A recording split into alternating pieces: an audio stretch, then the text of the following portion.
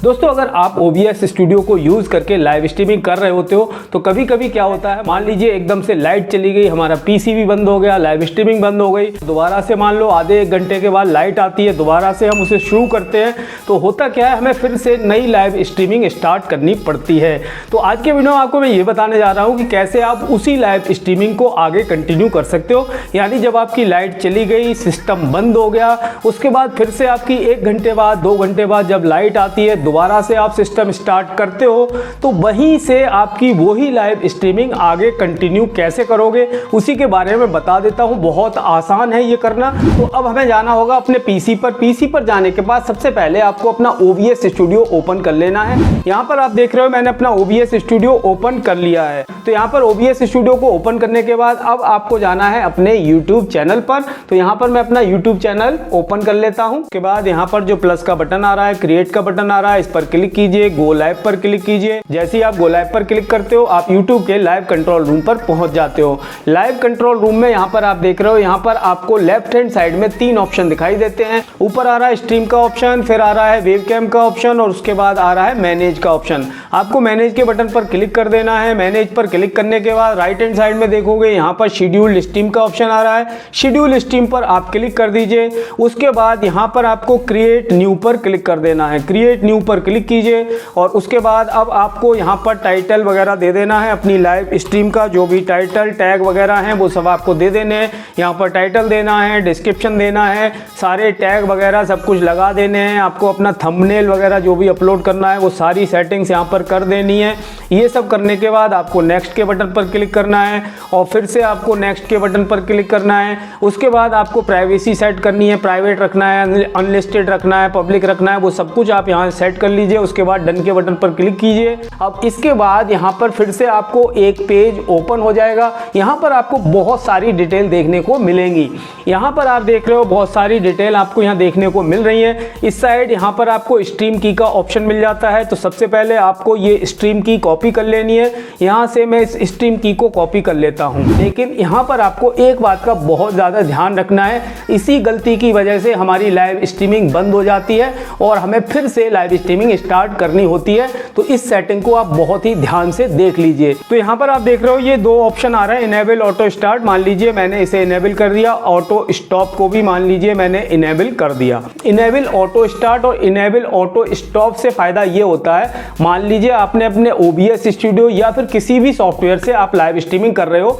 आप अपने OBS studio में जैसे ही स्ट्रीमिंग को स्टार्ट करोगे आपकी लाइव स्ट्रीमिंग यूट्यूब पर स्टार्ट हो जाएगी। और अगर आप जैसे ही OBS या फिर किसी भी सॉफ्टवेयर से अपनी लाइव स्ट्रीमिंग को बंद करोगे तो वहीं से वो लाइव स्ट्रीमिंग आपकी YouTube से भी बंद हो जाएगी। यानी आपको YouTube के लाइव कंट्रोल रूम पर दोबारा आने की जरूरत नहीं होगी। तो उसका फायदा ये है।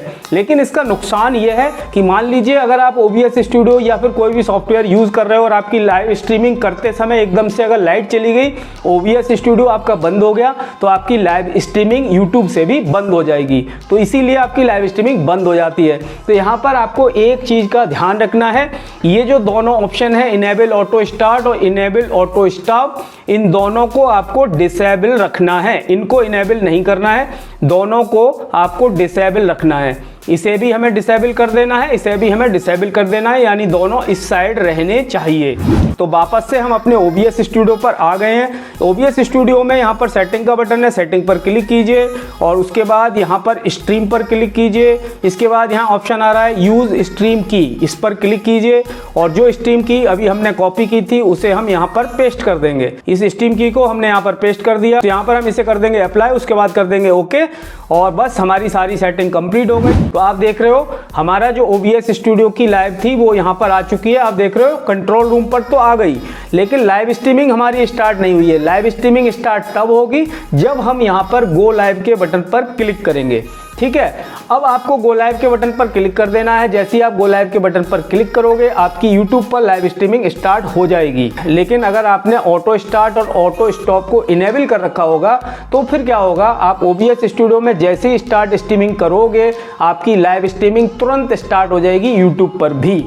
और जैसे ही आप OBS से आप बंद करोगे तो बंद भी हो जाएगी। तो आपको यहाँ पर डिसेबल करके रखना है और जैसे ही आप गो लाइव के बटन पर क्लिक करोगे, मान लीजिए मैंने यहाँ पर गो लाइव पर क्लिक कर दिया, जैसे ही हम गो लाइव पर क्लिक करते हैं हमारी लाइव स्ट्रीमिंग स्टार्ट हो जाती है। अब मान लीजिए मैं अपनी लाइव स्ट्रीमिंग को यहाँ से स्टॉप कर देता हूँ या मान लीजिए OBS को मैं बंद भी कर देता हूँ, तब भी मेरी लाइव स्ट्रीमिंग चलती रहेगी। चलते रहने से मतलब ये है वही लाइव स्ट्रीमिंग बफरिंग करती रहेगी। ठीक है, मैं यहाँ से स्टॉप स्ट्रीमिंग कर देता हूँ। ठीक है, मैंने यहाँ से स्टॉप स्ट्रीमिंग कर दिया और OBS से हमने लाइव स्ट्रीमिंग स्टॉप कर दी, लेकिन अभी भी YouTube के जो लाइव कंट्रोल रूम है यहाँ पर एंड स्ट्रीम का ऑप्शन आ रहा है। जब तक हम इस एंड स्ट्रीम को यहाँ से एंड नहीं करेंगे तब तक हमारी लाइव स्ट्रीमिंग इसी तरह से चलती रहेगी।